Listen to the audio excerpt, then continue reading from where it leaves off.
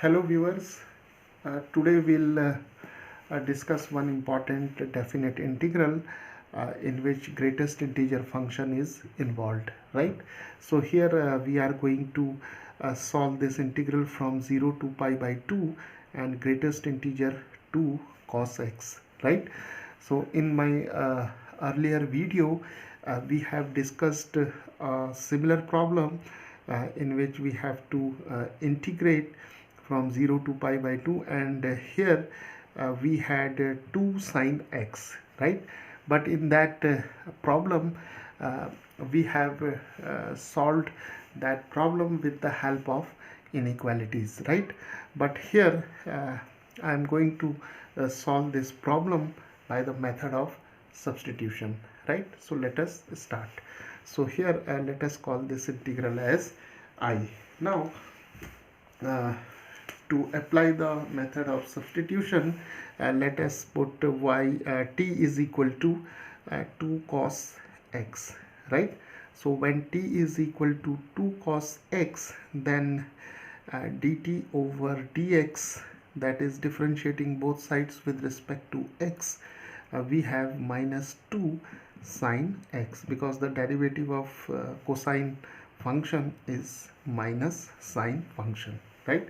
Okay, now here this sine x can be written as square root of 1 minus cos square x, because we know that sine square x plus cos square x is equal to 1, right? So this cosine square x can be taken to this side, so we have sine square x equal to 1 minus cos square x, and then we'll take the square root, right?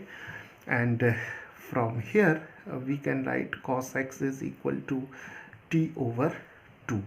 So here we have minus 2 and square root of 1 minus t square over 4, and now we can simplify it as 4 minus t square over 2, and this 2 and 2 get cancelled, so we are left with minus square root of 4 minus t square, right?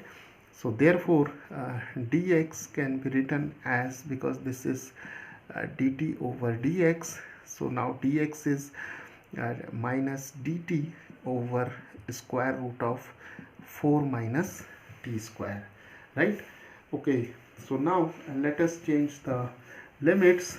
So here x varies from 0 to pi by 2. So when x is 0, then the value of t is 2 times cos 0, and cos 0 is 1, so we have 2, right? And when x is pi over 2, we have t is equal to 2 times cos of pi over 2, and cos pi by 2 is 0, so we have 0 here, right? Okay, so now this integral can be written as I is equal to t is equal to 2 to 0, because when x varies from 0 to pi by 2, t varies from 2 to 0, right? So we have t is equal to 2 to 0, and here we have greatest integer t, because 2 cos x is equal to t, right? And for dx we can write minus dt over square root of 4 minus t square, right? Okay, so now here what we will do, this negative sign can be neutralized by inverting the limits, so we can take it as 0 to 2, and here we have greatest integer t dt over square root of 4 minus t square, right? So here we have used the property of definite integrals, that is a to b f of x dx is equal to minus of b to a f of x dx, right? So this negative sign is neutralized by reversing the limits, right? Okay, So now here we see that t varies from 0 to 2. So here we have 0 and here we have 2, and these are the two integers, and between 0 and 2 we have t is equal to 1, right? So t is equal to 1 is the integer which lies between 0 and 2.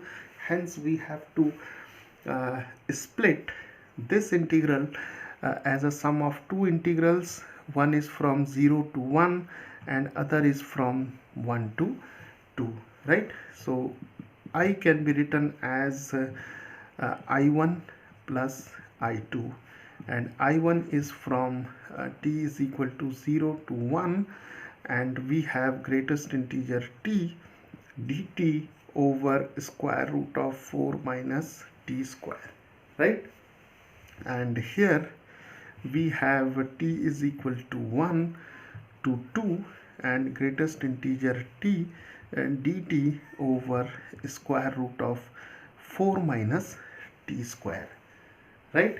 Okay, so once we have obtained these two integrals, let us apply the definition of greatest integer function. So when t lies between 0 and 1, then the value of greatest integer t is 0, and when t lies between 1 and 2, that is t lies between 1 and 2, then the value of greatest integer t is equal to 1. So here the value of this expression greatest integer t is 0, and here we have 1. So this integral is 0, or it disappears, and we are left with only this integral. So we have 0 plus 1 to 2, and here we have 1 dt over square root of 4 minus t square, right? So this integral is 0, and here we have 1, so 1 dt over square root of 4 minus t square. So we have to now evaluate this integral. So now viewers, this integral can be written as 1 to 2 dt, and here we have 2 square minus t square. 4 can be written as 2 square, right? And now we know the standard result, which says that dx over a square minus square root of a square minus x square is equal to sine inverse x over a, right? So this is the standard formula to evaluate 1 over square root of a square minus x square.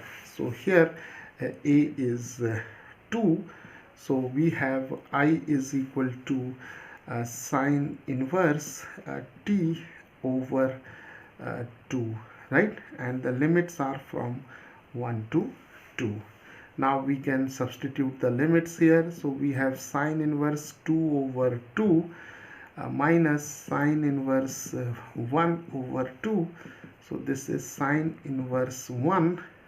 2 and 2 get cancelled, and here we have sine inverse half, and sine inverse 1 is pi over 2, and sine inverse 1 over 2 is pi over 6, because 30 degrees sine 30 degrees is equal to half, and sine 90 degree is equal to 1, right? So now if we take LCM here, so we have 6 and we have 3 pi minus pi, so this is 2 pi over 6, that is pi over 3, right? So viewers, the value of this integral is equal to pi over 3.